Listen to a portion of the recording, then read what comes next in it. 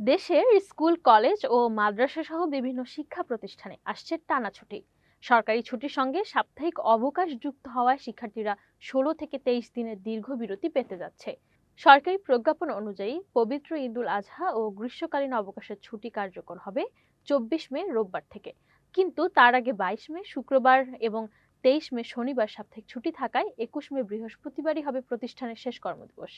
অর্থাৎ 22 মে থেকেই কার্যত শিক্ষার্থীরা ছুটির আমেজে প্রবেশ করবে।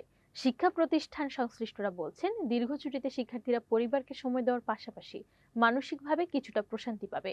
তবে ছুটির সময়ও পড়াশোনার ধারাবাহিকতা বজায় রাখার পরামর্শ দিয়েছেন শিক্ষকরা। এদিকে পর্যটন কেন্দ্র ও বিনোদন স্পটগুলোতে বেড়ানোর পরিকল্পনা করছেন অনেকে। ফলে ছুটিকে ঘিরে পর্যটন খাতে বাড়তি কর্মচাঞ্চল্য সৃষ্টি হতে পারে বলেও ধারণা করা হচ্ছে। তবে শিক্ষা বিশ্লেষকদের মতে দীর্ঘ ছুটির কারণে যেন পাঠদানের নেতিবাচক প্রভাব না পড়ে সেদিকেও নজর রাখতে হবে। প্রয়োজনে ছুটির পর অতিরিক্ত ক্লাসের মাধ্যমে শিক্ষার ঘাটতি পূরণের পরামর্শ দিয়েছেন তারা।